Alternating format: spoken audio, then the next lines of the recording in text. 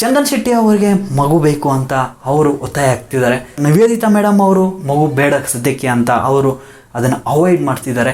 ಚಂದನ್ ಶೆಟ್ಟಿ ಮತ್ತು ನಿವೇದಿತಾ ಗೌಡ ಅವರು ಡೈವರ್ಸ್ ತಗೊಂಡ್ರ? ಪ್ರತಿಯೊಬ್ಬರು ಇವತ್ತು 3 ಗಂಟೆಯಿಂದ ಡಿಸ್ಕಷನ್ಸ್ ಅನ್ನೋದು ತುಂಬಾ ಮಾಡ್ತಾ ಇದ್ರು ಸೋಷಿಯಲ್ ಮೀಡಿಯಾಗಳಲ್ಲಿ. ಅದ್ರ ಜೊತೆಗೆ ಎಲ್ಲ ನ್ಯೂಸ್ ಚಾನಲ್ಸಲ್ಲಿ ಇದೇ ಮಾಹಿತಿಯನ್ನು ಡಿಸ್ಕಷನ್ ಮಾಡ್ತಾ ಇದ್ರು. ಸೊ ಇವತ್ತು ಒಂದು 7ರಿಂದ 8 ಗಂಟೆ ಮಧ್ಯೆ ಚಂದನ್ ಶೆಟ್ಟಿ ಅವರ ಇನ್ಸ್ಟಾಗ್ರಾಮ್ ಪುಟದಲ್ಲಿ, ಅದರ ಜೊತೆಗೆ ನಿವೇದಿತಾ ಗೌಡ ಅವರ ಇನ್ಸ್ಟಾಗ್ರಾಮ್ ಪುಟದಲ್ಲಿ ಒಂದು ಪೋಸ್ಟ್ನ ಹಾಕಿ ಅವರೇ ಸ್ವತಃ ಹೇಳ್ಕೊಂಡಿದ್ದಾರೆ, ಹೌದು ನಿಜ, ನಾವು ಒಂದಾಗಿ ಖುಷಿಯಿಂದನೇ ಡೈವರ್ಸ್ ಅನ್ನೋದನ್ನು ಮಾಡ್ತಾ ಇದ್ದೀವಿ, ಅಂದರೆ ಡೈವರ್ಸ್ ಹೋಗ್ತಾ ಇದ್ದೀವಿ ಅಂತ ಅವರು ಮಾಹಿತಿನ ಹೇಳ್ಕೊಂಡಿದ್ದಾರೆ. ಸೊ ಇದಕ್ಕೆ ಒಂದು ಗಟ್ಟಿಯಾದ ರೀಸನ್ಸ್ ಅಂತೂ ಪ್ರತಿಯೊಬ್ಬರೂ ಏನಿರ್ಬೋದು ಅಂತ ಯೋಚನೆ ಮಾಡ್ತಿದ್ದಾರೆ. ಸೊ ಸೋಷಿಯಲ್ ಮೀಡಿಯಾದಲ್ಲಿ ಏನೆಲ್ಲ ತುಂಬಾ ಟ್ರೆಂಡ್ ಆಗ್ತಿದೆ, ಅಂದರೆ ಯಾವ ರೀಸನ್ಸ್ ಇರ್ಬೋದು ಅನ್ನೋದು ಪ್ರತಿಯೊಬ್ಬರು ಹೇಳ್ತಾ ಇದ್ದಾರೆ. ಅದ್ರ ಬಗ್ಗೆ ನಿಮಗೆ ಹೇಳ್ತಾ ಹೋಗ್ತೀನಿ, ಒಂದು ಸಣ್ಣದಂತ ಹಿಂಟ್ ಕೊಡ್ತಾ ಹೋಗ್ತೀನಿ. ಸೊ ಇದೇ ರೀಸನ್ಸ್ ಆದರೂ ಆಗಿರ್ಬೋದು, ಇನ್ ಕೇಸ್ ಈ ರೀಸನ್ಸ್ ಆಗದಿರೂ ಇರ್ಬೋದು. ಸೊ ಸೋಷಿಯಲ್ ಮೀಡಿಯಾದಲ್ಲಿ ಅಂದರೆ ನ್ಯೂಸ್ ಚಾನಲ್ಸಲ್ಲಿ ಏನೆಲ್ಲ ಅಪ್ಡೇಟ್ಸ್ ಬಂದಿದ್ದಾವೆ ಅನ್ನೋದ್ರ ಬಗ್ಗೆ ಸಿಂಪಲ್ ಆಗಿ ಒಂದು 2ರಿಂದ 3 ನಿಮಿಷದ ವಿಡಿಯೋ ಒಳಗಡೆ ನಿಮಗೆ ಮಾಹಿತಿನ ಕಂಪ್ಲೀಟಾಗಿ ಹೇಳ್ತಾ ಹೋಗ್ಬಿಡ್ತೀನಿ. ಸೊ ಬನ್ನಿ ಶುರು ಮಾಡ್ಕೊಳ್ಳೋಣ. ಹೌದು ನಿಜ, ಚಂದನ್ ಶೆಟ್ಟಿ ಮತ್ತು ನಿವೇದಿತಾ ಗೌಡ ಅವ್ರ ಮೇಡಮ್ ಅವರು ಡೈವರ್ಸ್ ಆಗಿದ್ದಾರೆ. ಸುಮಾರು 4 ವರ್ಷದ ಹಿಂದೆ ಪ್ರೀತಿನ ಮಾಡಿ ಮದುವೆ ಮಾಡಿಕೊಂಡ್ರು.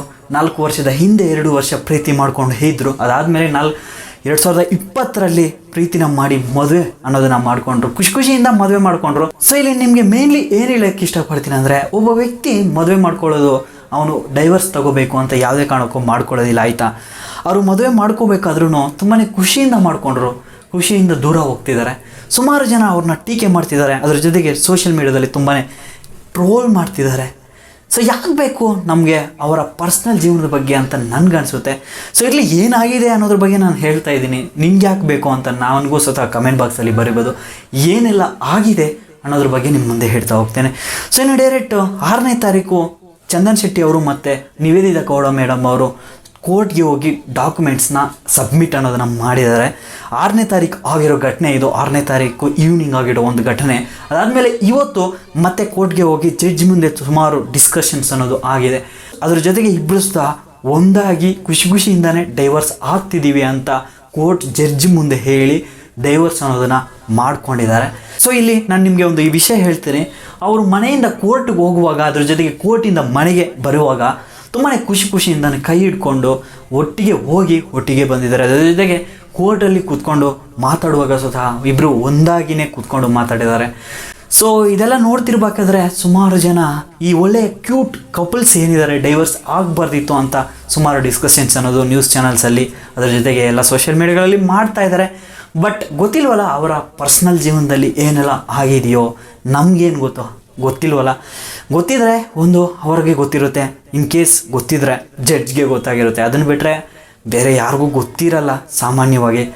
ಸೊ ಏನಾಗಿದೆ ಅನ್ನೋದ್ರ ಬಗ್ಗೆ ಗೊತ್ತಿಲ್ಲ. ಆದರೆ ಸೋಷಿಯಲ್ ಮೀಡಿಯಾದಲ್ಲಿ ಹರಿದಾಡ್ತಿರೋ ಸುದ್ದಿ ಏನಪ್ಪ ಅಂದರೆ, ಚಂದನ್ ಶೆಟ್ಟಿ ಅವರಿಗೆ ಮಗು ಬೇಕು ಅಂತ ಅವರು ಒತ್ತಾಯ ಆಗ್ತಿದ್ದಾರೆ. ನಿವೇದಿತಾ ಮೇಡಮ್ ಅವರು ಮಗು ಬೇಡ ಸದ್ಯಕ್ಕೆ ಅಂತ ಅವರು ಅದನ್ನು ಅವಾಯ್ಡ್ ಮಾಡ್ತಿದ್ದಾರೆ. ಸೊ ಈ ಒಂದು ಕಾರಣಕ್ಕೆ ಇರ್ಬೋದು ಅಂತ ಡಿಸ್ಕಷನ್ಸ್ ಅನ್ನೋದು ಹೋಗ್ತಾ ಇದೆ. ಅದ್ರ ಜೊತೆಗೆ ಇನ್ನೊಂದು ಮಾಹಿತಿ ಏನಪ್ಪ ಅಂದರೆ, ಅವರ ಮಧ್ಯೆ ಸ್ವಲ್ಪ ಈ ಡಿಸ್ಕಷನ್ಸ್ ಏನಿದೆ ಅಂದರೆ, ಈ ಕಾಂಪ್ರಮೈಸೇಷನ್ ಏನಿದೆ ತುಂಬಾ ಕೆಟ್ಟದಾಗಿತ್ತು. ಅಂದರೆ ಸುಮಾರು 2 ವರ್ಷಗಳಿಂದ ಇದು ಸಣ್ಣ ಪುಟ್ಟದಾಗಿ ಹೋಗ್ತಾ ಇತ್ತು. ಆದರೆ ಇದು ಮುಂದಕ್ಕೆ ಹೋಗ್ತಾ ಇನ್ನೂ ಜಾಸ್ತಿ ಆಗ್ಬೋದು ಅನ್ನೋ ಒಂದು ಕಾರಣ ಕೂಡ ಆಗ್ಬೋದು ಅನ್ನೋದಕ್ಕೆ ಡೈವರ್ಸ್ ಮಾಡ್ಕೊತಿದ್ದಾರೆ ಅಂತ ಸೋಷಿಯಲ್ ಮೀಡಿಯಾಗಳಲ್ಲಿ ಮಾತಾಡ್ತಿದ್ದಾರೆ. ನನಗಂತೂ ಗೊತ್ತಿಲ್ಲ, ನಾನು ಏನು ಹೇಳ್ತಿದ್ದೀನೋ ನ್ಯೂಸ್ ಚಾನಲ್ಸಲ್ಲಿ ಏನೆಲ್ಲ ಬಂತು ಅಪ್ಡೇಟ್ಸು ಅದನ್ನು ನಿಮ್ಮ ಮುಂದೆ ಹೇಳ್ತಾ ಇದ್ದೀನಿ ಅಷ್ಟೇ. ಅದನ್ನು ಬಿಟ್ಟರೆ ನಾನು ಯಾವುದನ್ನು ಅಸ್ಯೂಮ್ ಮಾಡಿಕೊಂಡು ಯಾವುದನ್ನು ಸ್ವತಃ ಹೇಳ್ತಿಲ್ಲ ಇಲ್ಲಿ. ಸೊ ಫೈನಲ್ ಆಗಿ ನಾನು ಏನು ಹೇಳೋಕ್ಕೆ ಇಷ್ಟಪಡ್ತೀನಿ ಅಂದರೆ, ಖುಷಿಯಿಂದ ಮದುವೆ ಮಾಡ್ಕೊಂಡಿದ್ರು, ಖುಷಿಯಿಂದ ದೂರ ಹೋಗ್ತಿದ್ದಾರೆ. ಸೊ ಸೆಂಟ್ರಲ್ಲಿ ನಾವು ಅವ್ರಿಗೆ ಟೀಕೆ ಮಾಡೋದು ಅಥವಾ ಟ್ರೋಲ್ಸ್ ಮಾಡೋದು ಅದೆಲ್ಲ ಮಾತಾಡೋದು ಬೇಡ ಅಂತ ನನಗನ್ಸುತ್ತೆ. ಖುಷಿಯಾಗಿ ಇರಿ, ಮುಂದೆ ಜೀವನ ಅನ್ನೋದು ತುಂಬಾ ಜಾಸ್ತಿ ಇದೆ. ಅದ್ರ ಜೊತೆಗೆ ಅವರು ಸ್ವತಃ ಹೇಳ್ಕೊಂಡಿರೋ ಮಾಹಿತಿ ಏನಪ್ಪ ಅಂದರೆ, ಮುಂದೆ ನನ್ನ ಅಭಿಮಾನಿಗಳು ನನ್ನನ್ನು ಎಷ್ಟು ಇಷ್ಟಪಡ್ತಿದ್ರೋ ಅವ್ರಿಗೆ ಒಂದು ಎಂಟರ್ಟೈನ್ಮೆಂಟ್ ಅನ್ನೋದು ತುಂಬ ಅದ್ಭುತವಾಗಿ ಕೊಡ್ತೀನಿ ಅಂತ ಆ ರಿಪೋರ್ಟಲ್ಲಿ ಹೇಳಿದ್ದಾರೆ. ಸೊ ಕನ್ಫರ್ಮ್ ಆಗಿ ಅವರ ಕೆರಿಯರ್ ಏನಿದೆ ಅದು ತುಂಬ ಚೆನ್ನಾಗಿ ಇರ್ಬೋದು ಅಂತ ಅವರು ಅನ್ಕೊತಿದ್ರೆ ನಾವು ಯಾಕೆ ಸೆಂಟ್ರಲ್ ಹೋಗಿ ಅವ್ರಿಗೆ ಕಡ್ಡಿ ಇಕ್ಕೋದು ಕೆಲಸ ಮಾಡೋದು ಬೇಡ ಅಂತ ಅನಿಸುತ್ತೆ ಅಷ್ಟೇ. ಇದು ಪರ್ಸ್ನಲಿ ನನ್ನ ಒಪಿನಿಯನ್ ಅಷ್ಟೇ. ನಿಮಗೆ ಏನು ಅನಿಸುತ್ತೋ ನೀವು ಹೇಳ್ಕೋಬೋದು. ಸೊ ಇದಾಗಿದೆ, ಅಫಿಷಿಯಲಿ ಕನ್ಫರ್ಮೇಷನ್ ಅಂತೂ ಬಂದಿದೆ. ಸೊ ಸದ್ಯಕ್ಕೆ ಅವರೇನಾದರೂ ಒಂದಾಗೋ ಚಾನ್ಸಸ್ ಇದೆಯಾ ಅಂತ ಪ್ರತಿಯೊಬ್ಬರು ಕೇಳೋದಾದರೆ ನನಗೆ ಅನಿಸಿರೋ ಮಟ್ಟಿಗೆ ಗೊತ್ತಿಲ್ಲ. ಆದರೆ ನಮ್ಮ ಒಳ್ಳೆ ಹುಡುಗ ಪ್ರಥಮ್ ಅವರು News18 ನ್ಯೂಸ್ ಚಾನಲ್ಗೆ ಲೈವ್ಗೆ ಬಂದಿದ್ದರು ಮಾತಾಡೋದಕ್ಕೋಸ್ಕರ. ಸೊ ಅವರು ಹೇಳಿದ್ದಾರೆ, ಆದಷ್ಟು ಪ್ರಯತ್ನ ಅನ್ನೋದನ್ನು ಪಡ್ತೀನಿ. ಅದರ ಜೊತೆಗೆ ಧ್ರುವ ಸರ್ಜಾ ಸರ್ ಅವರು ಕೂಡ ಹೇಳ್ತೀನಿ, ಅವ್ರಿಗೂ ಸ್ವತಃ ಹೇಳ್ತೀನಿ. ಅವರು ಮತ್ತು ಚಂದನ್ ಶೆಟ್ಟಿ ಅವರು ಒಳ್ಳೆಯ ಸ್ನೇಹಿತರು, ನಿಮ್ಗೆ ಈಗಾಗಲೇ ಗೊತ್ತೇ ಇದೆ. ಅವರ ಕೆರಿಯರ್ನೇ ಸ್ಟಾರ್ಟ್ ಮಾಡಿದ್ದು ಒಂದೇ ಸ್ಟೇಜಲ್ಲಿ ಸ್ಟಾರ್ಟ್ ಮಾಡಿದ್ದು. ಧ್ರುವ ಸರ್ಜಾ ಸರ್ ಅವರು ಮತ್ತು ಚಂದನ್ ಶೆಟ್ಟಿ ಅವರು ರ್ಯಾಪ್ ಸಾಂಗ್ಸ್ ಅನ್ನೋದನ್ನು ಮಾಡ್ತಾಯಿದ್ರು ಸುಮಾರು ಒಂದು 10-15 ವರ್ಷಗಳ ಹಿಂದೆ ಅಂತ ಅನ್ಕೊತೀನಿ. ಸೊ ಕೆರಿಯರ್ನ ಸ್ಟಾರ್ಟ್ ಮಾಡಿದ್ದು ಅವರ ಫ್ರೆಂಡ್ಶಿಪ್ಪಿಂದನೇ ಸ್ಟಾರ್ಟ್ ಮಾಡಿದ್ದು.